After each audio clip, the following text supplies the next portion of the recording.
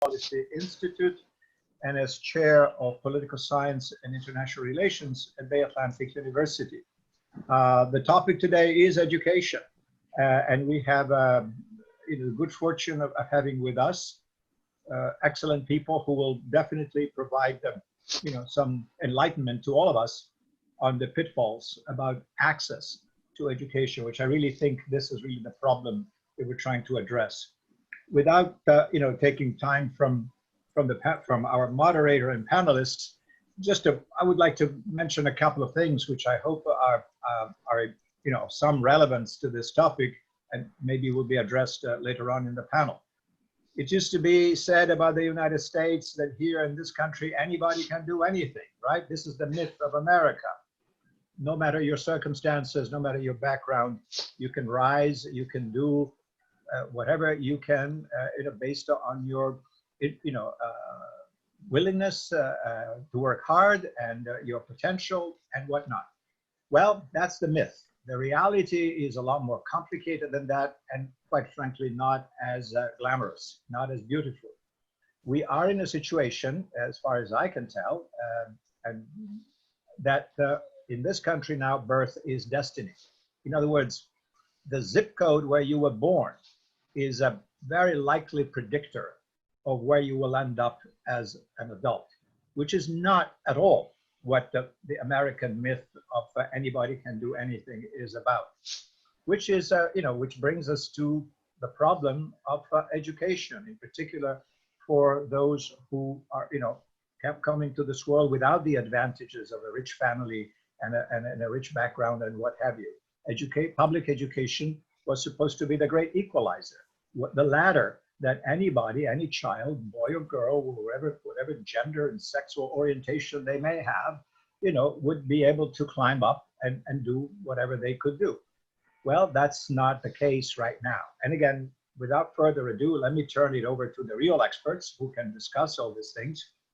And to our moderator, my good friend and colleague, Gina. So Gina, floor is yours. You can introduce the panel and run the discussion. Thank you. Thank you, Paolo. I appreciate that. Good afternoon, everyone, and welcome to the Bay Atlantic University and Global Policy Institute, where we have courageous conversations about racism, injustice, and inequality in the space of education and this amazing social world we're living in. So without further ado, I'm just going to go ahead and introduce our panelists for today. We have Dr. Kristen Broady, who is a policy director at the Brookings Institute. We have Dr. Fredric Kendrick, who is assistant professor of media and creative industries, and our very own, my good friend, amazing colleague, Mr. Tyler Cargill, who is our director of diversity and inclusion at Bay Atlantic University. So I just want to go ahead and get started. Typically I do an introduction, but for time's sake, I just want to go ahead and jump right into this topic. So I have a question for the panelists. What is your idea of your perspective of students and parents regarding the value of education as it relates to people's careers and lives during this pandemic? I'm sorry, could you repeat that again? I just broke up for a second. Absolutely. What is your perspective about the value of education as it relates to people's lives, careers, where we are right now? So Gina, if you don't mind, can I start with that? Absolutely. And the reason I'm asking this question, let me put some context, is that fall 2020 looks a little different, I think, how we all had envisioned. So I just want to get your perspective of where you are, with in your profession and this in your personal and what you're hearing from family and friends. So please, you have the floor, Dr. Broady.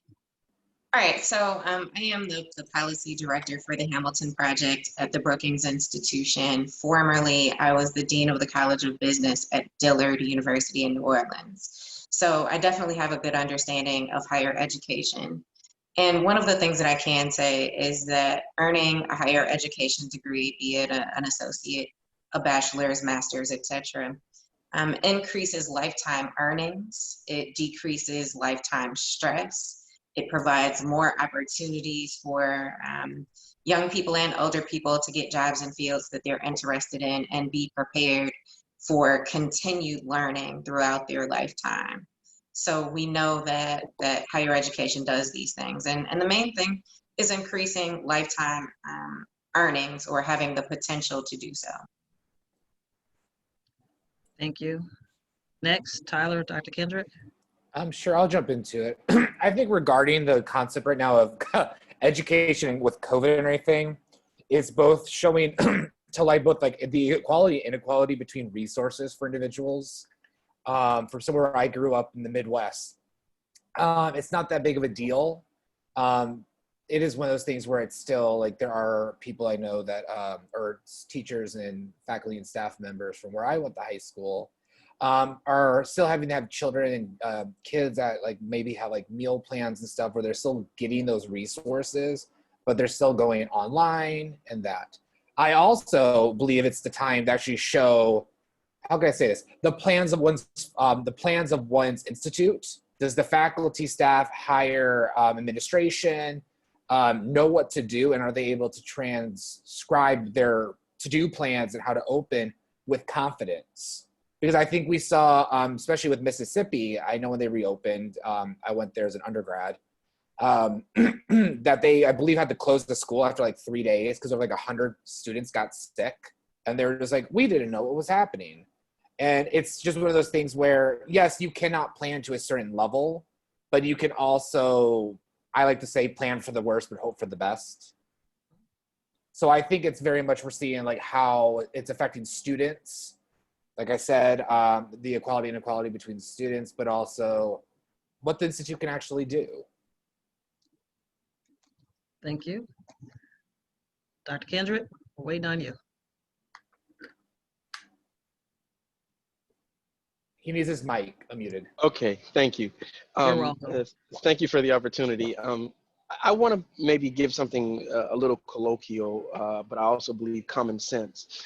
And I agree with everything Dr. Broady said and Cargill said, but an observation in the Middle East and even here in America is that when the virus took place and then things started shutting down as a result of that, and then you couple that with demonstrations happening across the US and businesses, say downtown DC and other places needing to shut down, I also saw the first to be let go or sent home are what one would term as non-essential workers.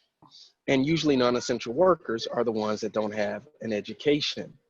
And then I looked into academia itself, and those are the one of the few places where I don't hear that people are being laid off or sent home.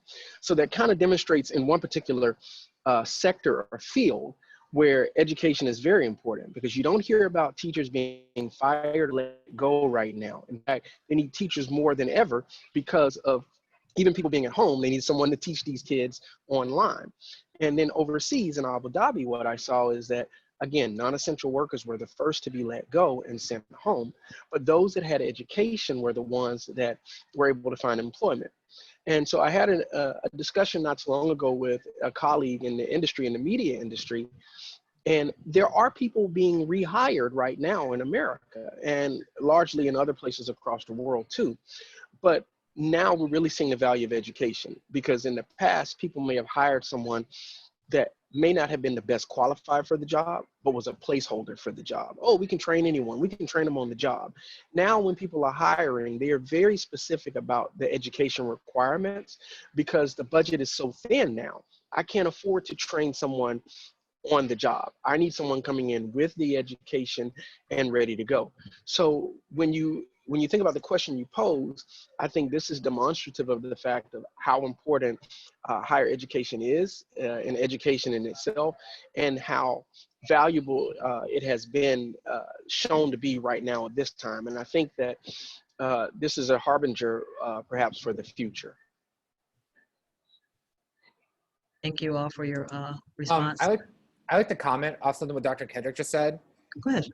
Regarding, I think, the fact of like letting people go and teachers, that's not completely true, because I know institutes that are private based are letting teachers go and are laying them off and are like furloughing them to the point where they're not coming back. And in addition to that, I know teachers that are in the public school system that aren't they don't trust anything, and they're actively searching for jobs. Especially, I have a friend that teaches in Tennessee, and she's looking at moving back to Mississippi to teach, where they have a very no lack of students, or no lack of teachers.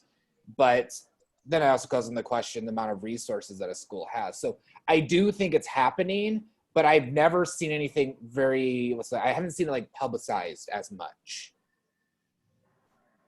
Just my personal opinion. I think it's kind of intriguing, because I do agree with you. The fact is, why do you want to train people? It's easy to have the placeholders.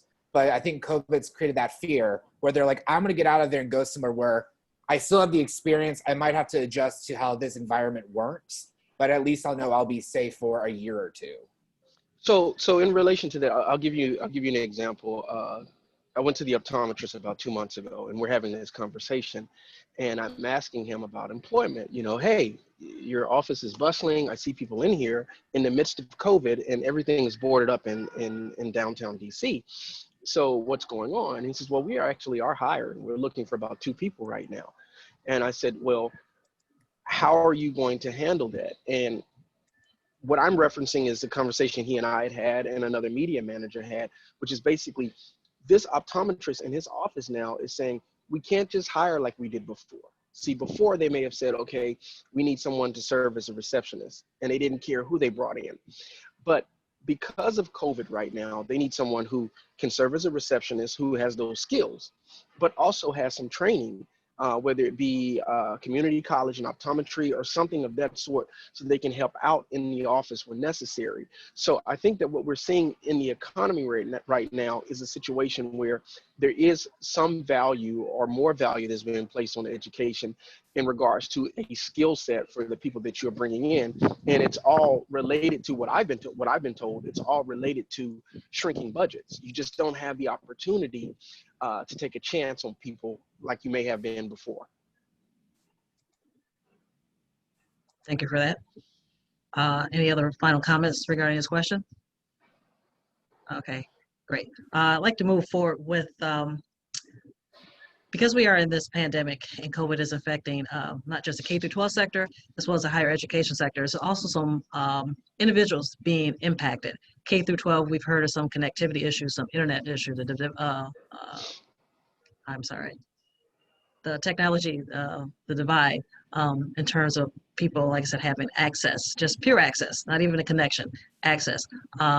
Quality of instruction is an issue for some students. And I mean students, we're refer to students, I talk about K-12 and adult learners and or traditional students. What is your perception, idea of how that is going to impact these students?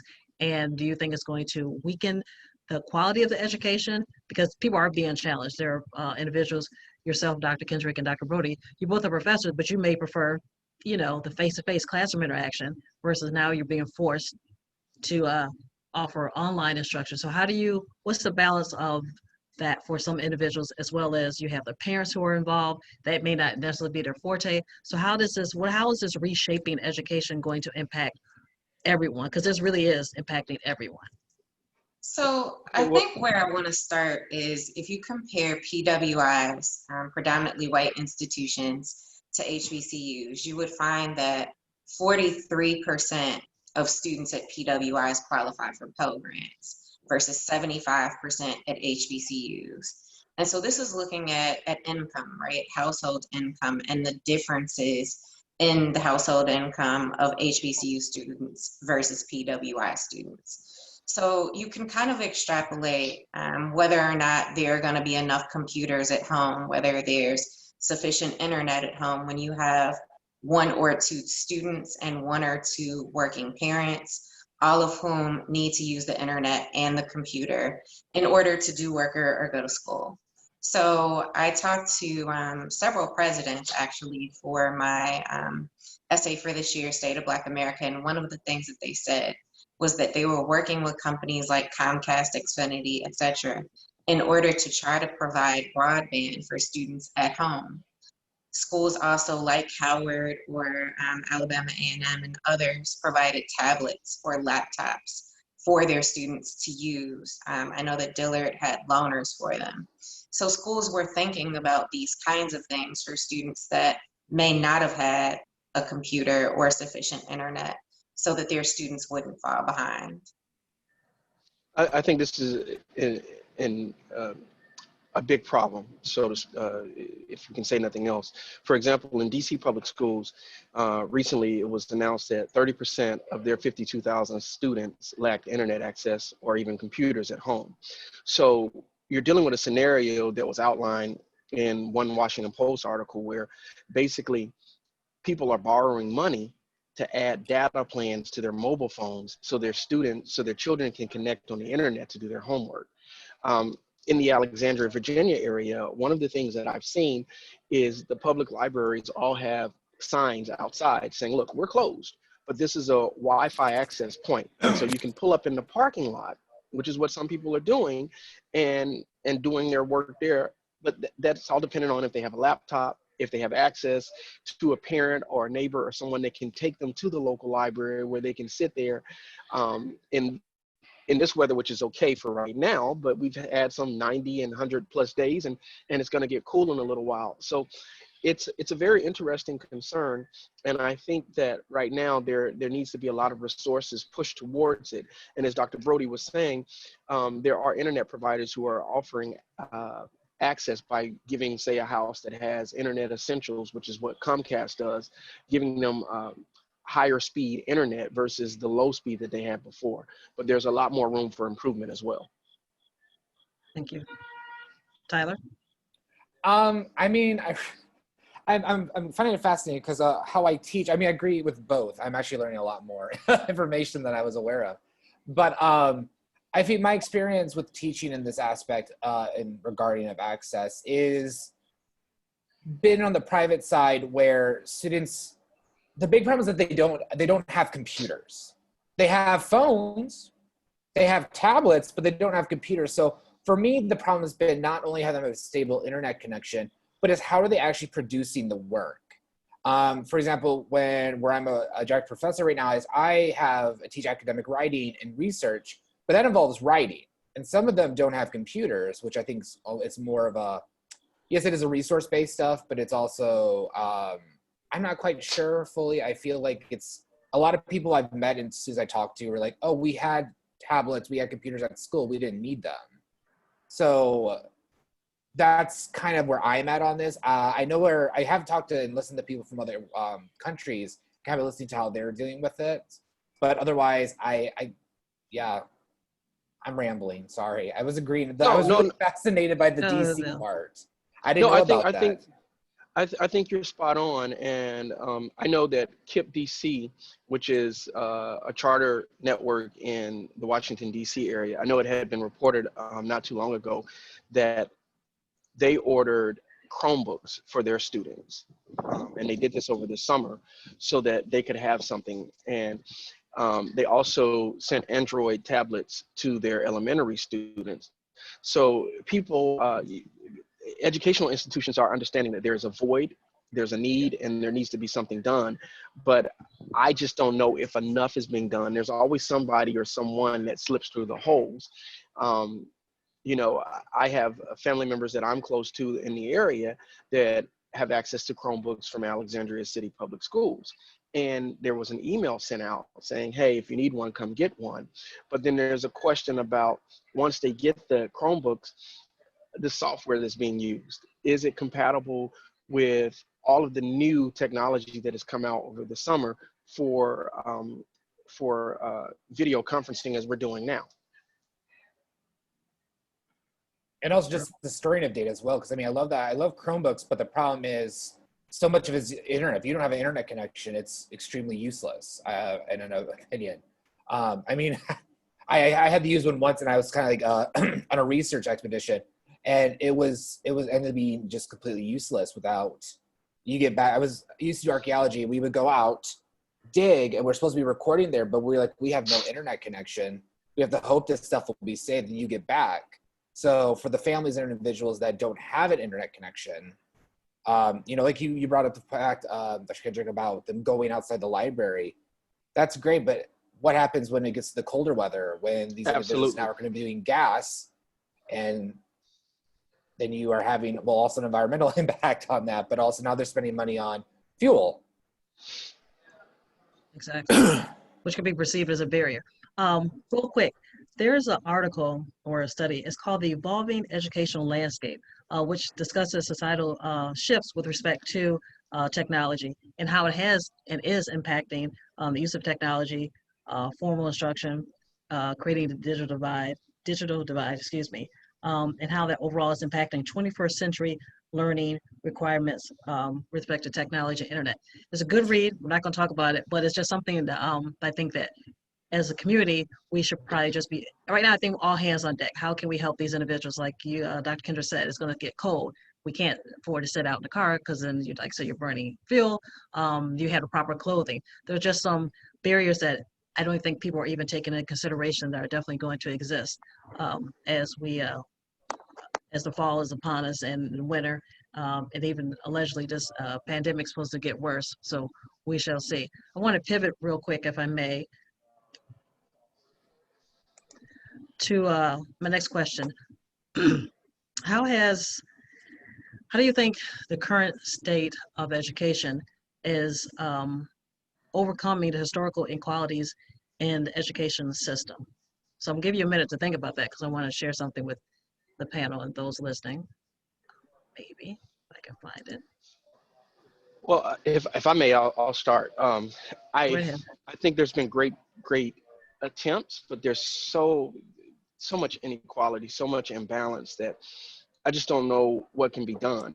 For example, I know of this new concept now that they have calling pod teaching, where a family will say, you know what, we're all at home, so the 6 or 7 of us are going to have our kids come to someone's house with their laptops, and they are going to all do their day-to-day classroom work here. They get online and there's 7 laptops here, 7 kids, and we'll hire someone, an intern from college or an educational intern student, someone that'll just walk up and down in my house to make sure these 7 kids are on the laptop.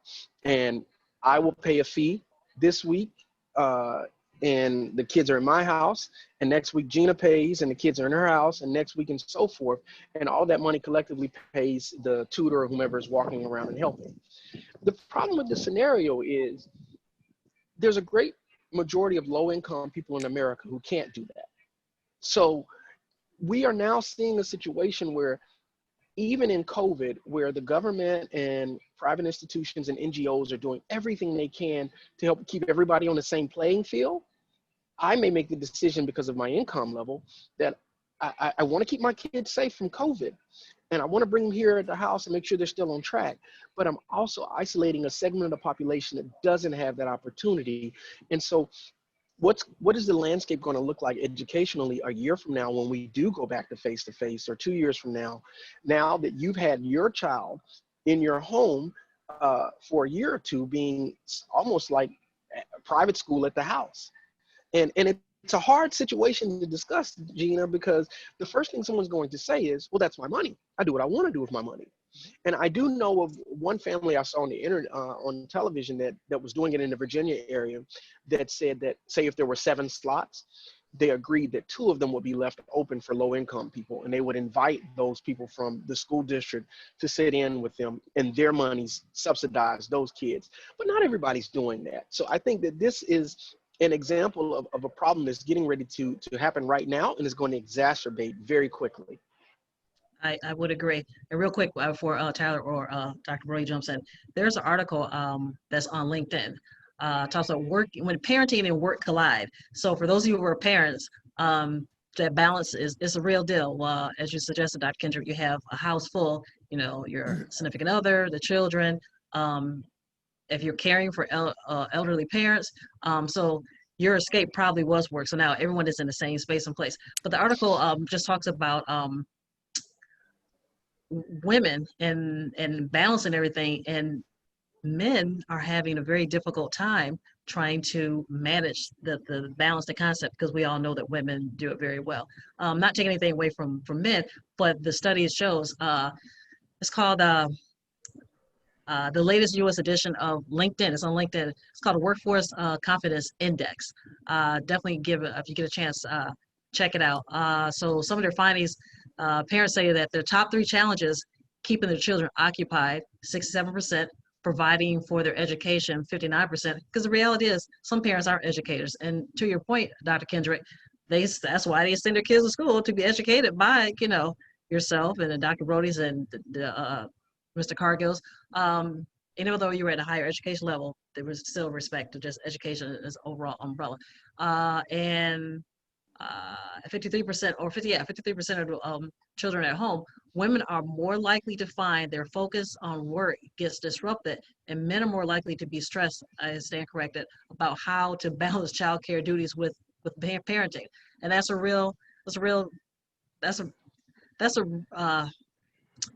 reality I don't think people are taking into consideration. If you are fortunate, if some of these children are fortunate, even be in a two-parent household, which is probably a whole nother topic for a whole nother day, but just reality. I mean, Gina, it's real. I wanted to cut you off right there about that, because Please. I have an interesting comment. A friend of mine and I were on the phone at the end of the last semester when we thought we were going to come back in August. And he says, you know what? When the next school year starts, we're not going to have any more disciplinary problems from these parents, because they're going to realize how tough it is having these kids at home. And he says, for a year, you're going to go to work and you're not going to have any parent-teacher conferences or anything. You send a note home saying, hey, he was acting bad in school. It's, yeah, we know we had him all. No. So, and we make a joke about that, but it's true. People are struggling teaching their own at home. And really, that's not their role as far as we know in America now.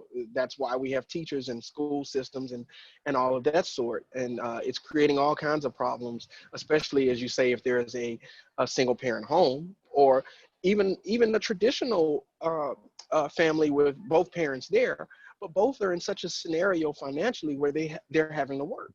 A lot of people are dependent upon the school system having these young ones during the day. And that's why over the summer, you always see them having food campaigns, because the kids are dependent on school lunch and school breakfast. So we have a really, really interesting scenario now where a mother and father may be in the lower income bracket and both having to go to work, working at 8 to 5, 9 to 5, 9 to 6 or whatever. And the kids are there with the laptop or a cell phone and limited internet Wi-Fi access, having to get on by themselves and having to try to stay concentrated on their own, whereas there was a different role when they were in the classroom at a traditional face-to-face setting. I would agree. Dr. Broady, Tyler, you want to jump in? I mean, I like the comment because I think you worded this question in a way that I want to shift focus on other aspects of inequality. I work with several types of kids and teenagers that are gender nonconforming or trans individuals. And that's been an interesting thing that, for example, we have the Smile Center, the Smile program in DC, and they use it kind of like a community center for LGBTQ plus youth, where they are able to go after school or in situations where they can connect, they offer scholarships, all this stuff. And currently I was trying to talk to them like, well, what's the steps they're going forward? How is the communication happening? So these individuals can connect over their gender or sexual orientation or whatever it could be, as a way to like, basically like if the group I know I'd talk to, like they would come, they would hang out, talk, and then they would do their homework together. And like that social interaction is also something that is missing, I think is a vital component, because especially with parents, like, hey, mom, dad, I love you, but I don't want to be in this room with you anymore. Like I need to deal with children, or I need to deal with my own kids or friends. I mean, we've all done that, especially I'm guessing when we all went to university, went back to visit our families, and we were for Christmas and are like, I really should go do something else. I need out for a bit. So I think the term inequality is, we're also, I think, looking at like right now, obviously we went back to school and the back to school season has started, where we're focusing a lot more on like what's happened with COVID, which I think is very intriguing in, how do I say this? In the environment right now, because, we were talking about the racial and systematic racism in education, inequalities in that aspect. And now we're going to COVID and we're leaking stuff back in. So it's one of those things where I think when you put the word inequality in there, it's just not easily defined, because everything's coming to a head right now. And it's just not the lack of, don't get me wrong, the technology is a big aspect for somebody that we all teach. But I think like everything is just starting to like come up right now and nobody quite has an answer of what to do. Dr. Broady, do you have an answer? Thank you, Tyler. I think she has an answer. Dr. Broady, I need help. Dr. Please. Broady, we need help. You know that I always have answers. So I'm thinking about this from a higher education perspective. And so I am eternally grateful to the UNCF. They gave Dillard and 3 other schools grants while I was there. Overall, it was $1.2 million. We got 300,000 of it. And so I'm going to go back just a little bit because my research has focused on race and jobs at risk of being automated. And so many of the jobs that were automatable, meaning that they were face-to-face jobs, are also the jobs that put people at risk of getting COVID. So we're thinking about cashiers or servers, all of these customer-facing jobs, the people who work at the post office that, you know, are there to help you when you need them. Many of those jobs can be done by a computer. And so one of the things that I started thinking about as a dean, as a department chair before, was what do we need to be doing to prepare students for jobs with the future of work with automation, so that we're not preparing them for jobs that are going to go away. And as I said, it overlaps with jobs that put people at risk of getting COVID.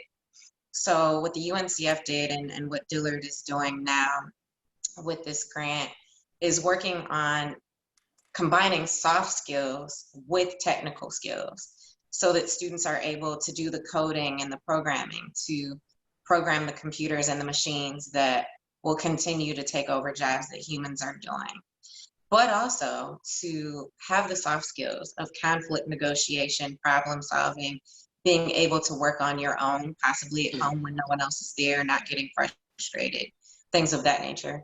So I think that those are some of the things that we need to do, and there need to be more public and private partnerships so that companies that are going to have these jobs can tell schools what students need to know and be able to do so that the schools can prepare them.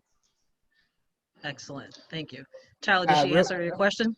She did, but I actually have another aspect. I like the idea how you said kind of like shaping and realizing, you know, working on your own and the different types of pacing of things. And I think that's one thing that I think just as a teacher right now and administration and everything on my side is seeing that what students can do in their speed and what has to be adjusted. So when I'm teaching English to non-English, like, oh my gosh, where English is not their first language, I realized like, okay, we're not in class. I have to supplement this with more group activity where they can work together.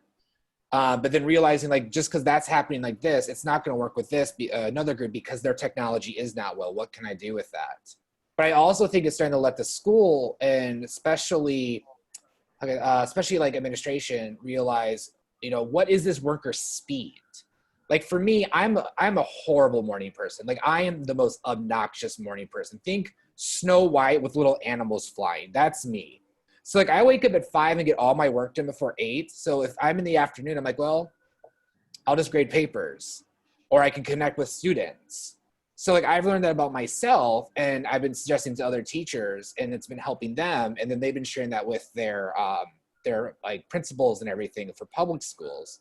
So I think there's also like this overreach through private, public, higher ed about things that like suggest, because we also in this COVID world are realizing what we can do well and what we can do right outside of a 9-to-5 work schedule or study schedule or I don't know, any variation of a traditional schedule.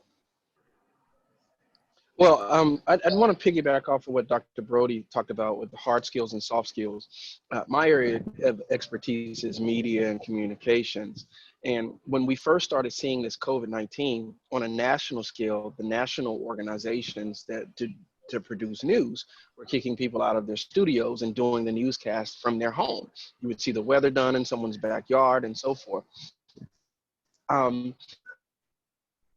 I've always tried to embrace technology in my teaching and tell the students that we need to be able to shoot, write, and edit with the cell phone and be able to do all those things. But what I'm seeing at a university level, whether it be where I am or where my colleagues are, is that soft skills coupled with hard skills, this hybrid way of teaching, it's not something there's been a lot of interest in until you get funds like Dr. Broady was saying that allowed them to push that ideal forward.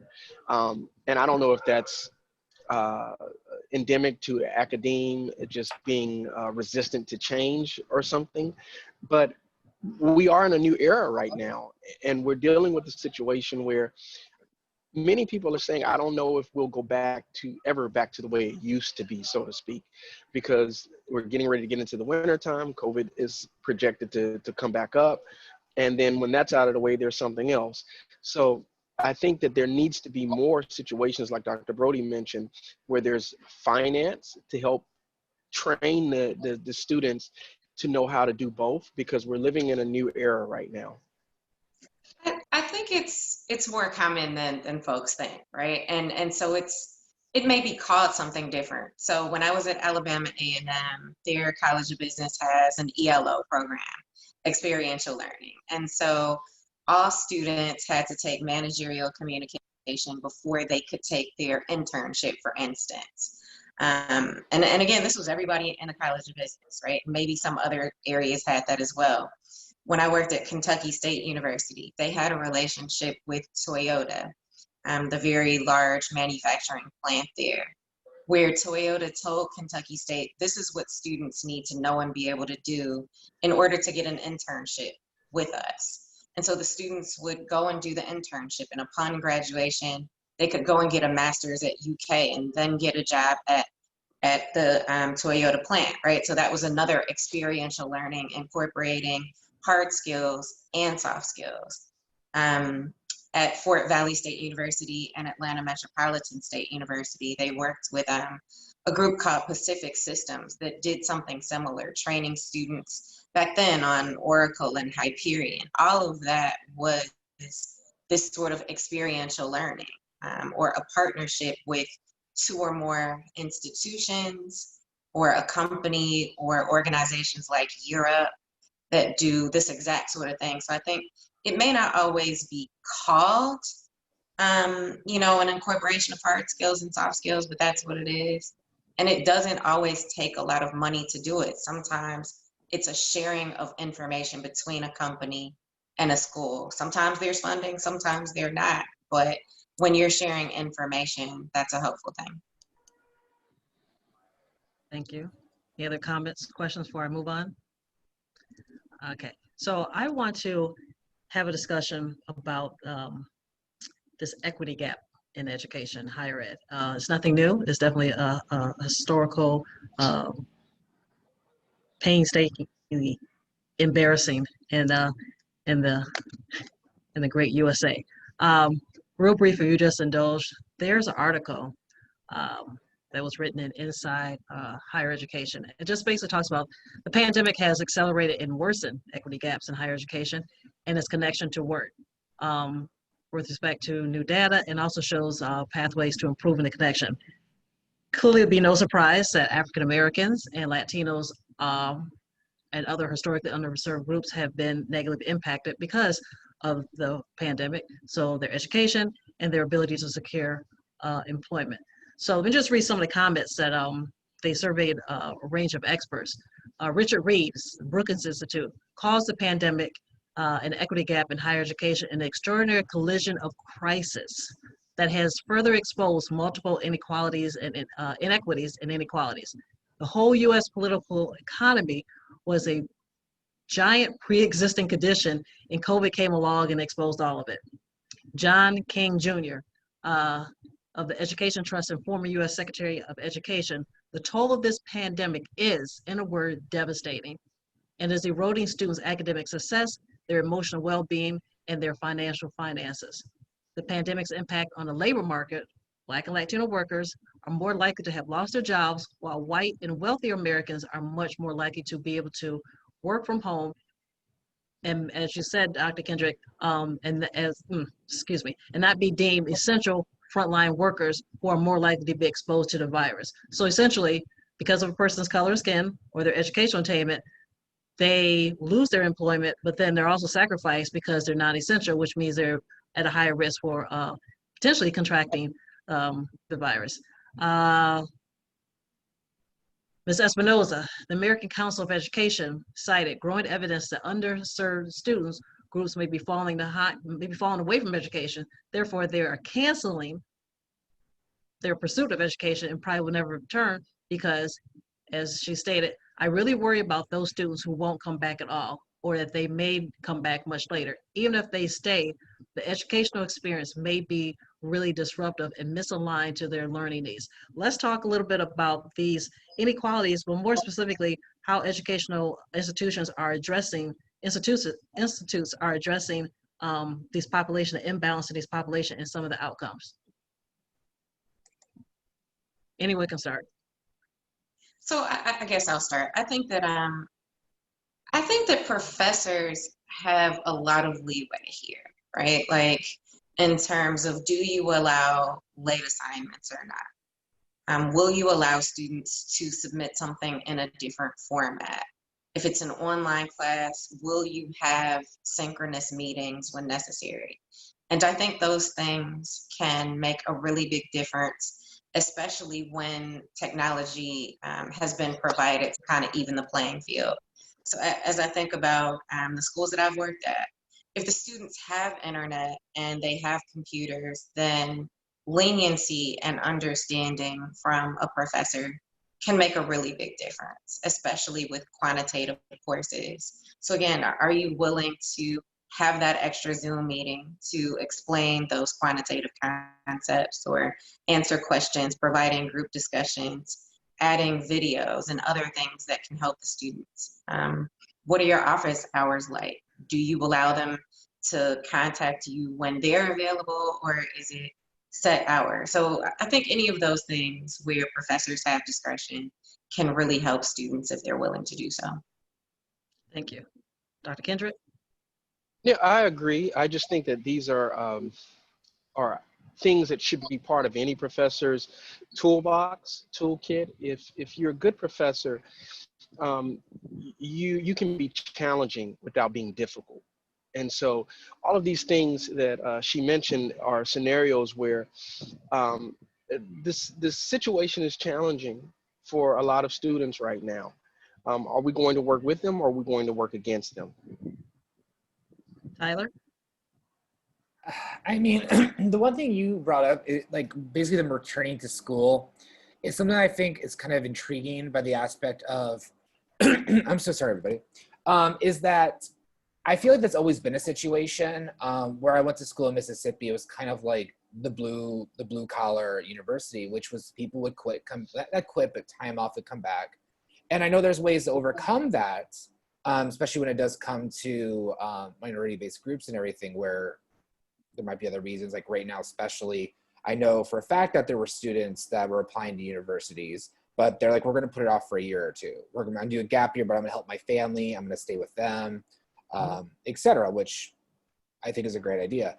But I think people need to also put focus into the future of bringing the students. Like, how can we get these students to like get to the school? How can we give them resources in 2 years, 3 years, 4 years to recruit these students back and have them come back to the school where we can help them, and we can also applaud their efforts.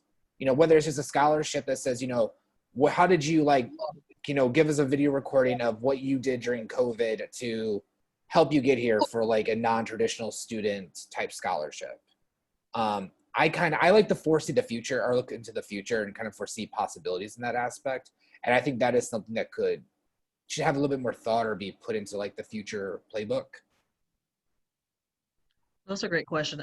So my follow-up question would be, Dr. Broady, you mentioned that when you were at Dillard, that you received a significant amount of money. So what is your perception or your idea about grants and scholarships aiding these students as they are coming through the COVID or in the midst of the COVID, and encouraging them to continue their studies?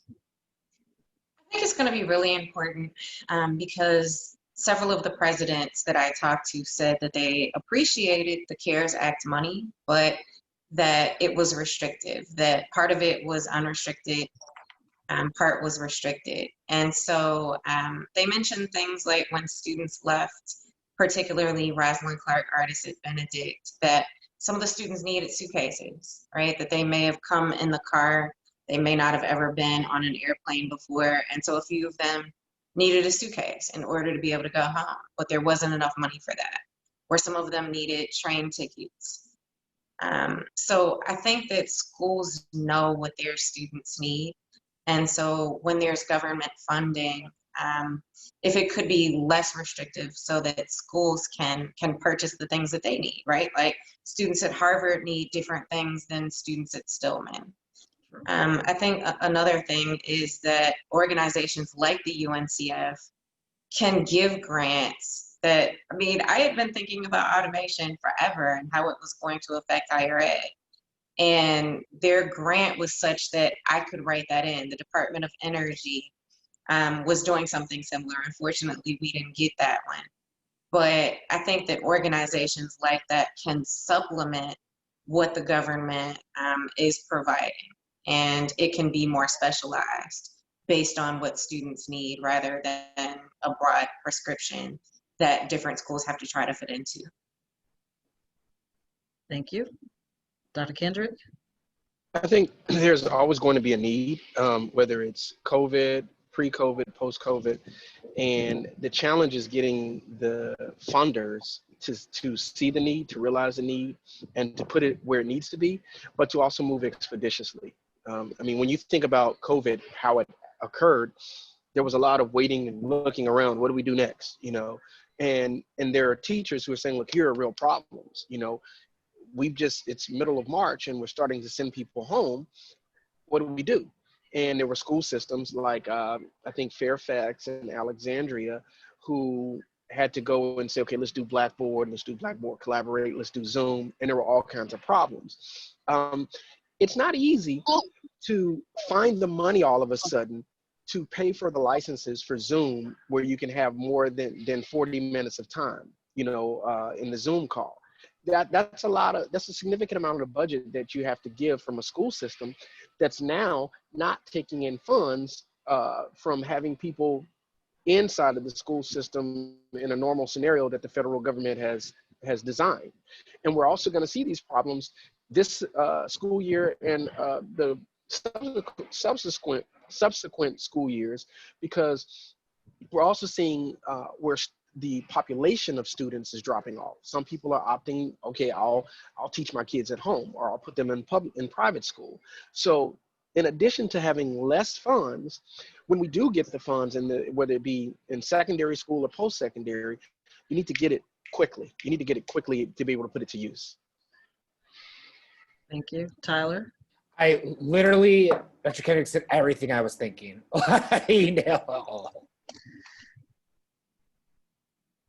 Everything? It's good to know, Tyler, we're kindred souls. Yeah, I was just like, I was going to say, I have nothing to contribute right now. I can tell you my favorite color, but I hope it's yellow. He's sunshine. Can't you tell that effervescent personality? Tyler, do you want to talk a little about the scholarship the BAU is offering to the students to offset any costs and any burdens that they may encounter? I mean, I think that's one way that we've addressed, you know, the DC needs and everything, which is kind of, I guess I can continue off of, is that, you know, we have a variety of topics that are, you know, community-based, which was, you know, when we came out with debt-free DC, which is where we offset up to, I think, 70% of one's tuition. I don't know why that word escaped me, but it was very much like listening to like what the need was. And, you know, this was post-COVID or pre-COVID, where the issue was inequalities, imbalances, and also, you know, I don't want to take out a loan. Like personally, my academic loan, I'm going to go to the grave with. That's never going away. Like, yeah, Gina, you love it. Sad, we'll cry later.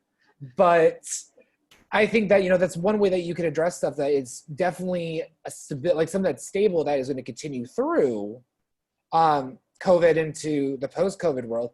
Same thing with our James Wormley Scholarship we created in response to supporting the Black community and trying to like really focus on that as a response towards the protesting and everything that was starting in spring and allowed us also to have we also created that by going inwards and looking at the administration, the school, everything, and what we can do to assist it.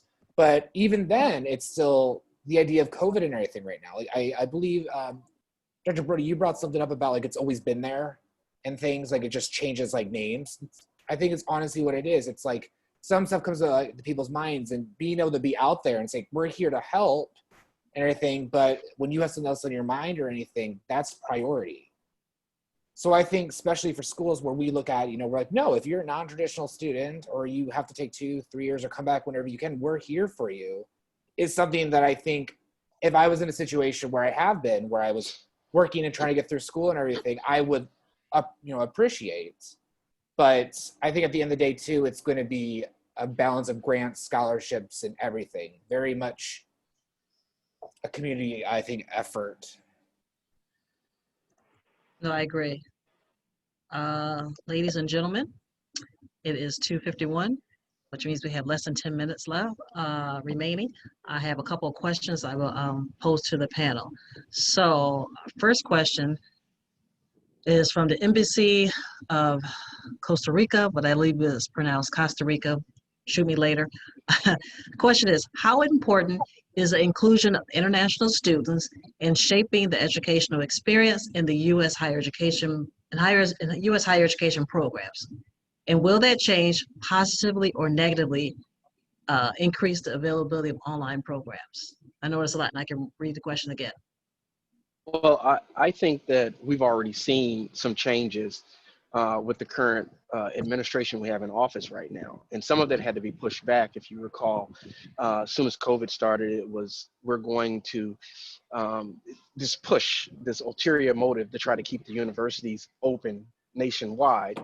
So if you don't have any international, if you're not holding face-to-face classes, international students cannot come and take the classes. I think that was what they were initially trying to do, and they got some pushback. The President Trump got some pushback from some of the larger universities who were saying, wait a minute, we can't do that. And it was all because, of course, they wanted people. His administration wanted people on campus because you fuel the economy with people having to stay in the dorms, buy food, all of that. I think that measure alone kind of turn some people the wrong way. And I can say that from experience, and because I live and teach abroad in Abu Dhabi, and people are like, hey, I don't know, Doc, if I can even get to the US if I want to now because of this scenario. And those are my colleagues and students that were looking to take higher education, postgraduate studies. And that was the situation. As far as the climate is concerned, I think that universities as a whole, whether it be in America or in other countries abroad, we're always welcoming and wanting to have international students because there's never been anything incorrect or wrong about diversity.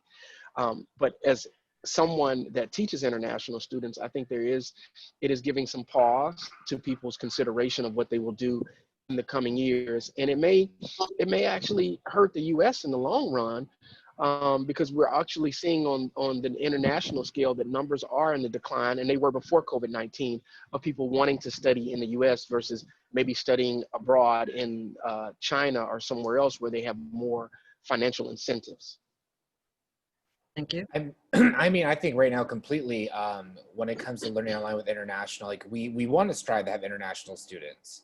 As somebody that teaches international students, I know for a fact we need them, but at the same time I think you have as I think Paolo said earlier, or I'm going to paraphrase, basically, the illusion of the American dream in education or something, where people are coming here to get the jobs, get the training, learn the skills, learn the languages, and then return because they can make more money. However, the environments aren't always inclusive, or they're unaware of it. Because sometimes students just are like, they're here to do this, and they're here to work if they have the ability to, and then they're gone. But I think currently the American government has created a hostile environment. I mean, students are coming here to they're here to get anything, but then they're counting all these, I've heard the amount of students I've heard that have had racist experiences in DC and they didn't know it. And they're like, well, why are these people saying this and stuff? But there's no ability for us to be like, well, we're sorry for that. We can give you the resources, not do it. But if you're able to have the online experience where they can just focus what they want to, which is learn this class, learn this skill, learn this degree, I think that's amazing. That's something I've been talking with other teachers and stuff. I'm like, I feel like we need to have a more intensive type of programming online for ESL students internationally, because if they're there helping and they don't have the financial ability because maybe their country's economic system is not that great, then let's try to figure out what we can do with them. Yes, we might not be getting money for the government, our government might not get money from them going to the Starbucks down the street to get coffee to come back, but we're giving them an education, having them feel that inclusiveness with the university by being abroad. That's, yeah. Because one more thing is, I did my master's in England, and that's how I think Britain is amazing with international students. You go in there and they make you feel like you are a part of everybody else with resources, financial, food, house, everything. They don't feel like they're just they're trying to trick you or catering you or being like, the freaking, like the Wizard of Oz thing where he's back there hiding, you can't really see what's happening. No, they're transparent, showing you you are a part of this institute, and we don't care the environment of the country. You are here with us, and it's just, I wish America could do that. I really wish. Anything is I'm possible. gonna settle down now. Dr. Broady, closing remarks. I don't think I have anything to add to that one. Yeah, Tyler Chang sometimes just wraps it all up nice.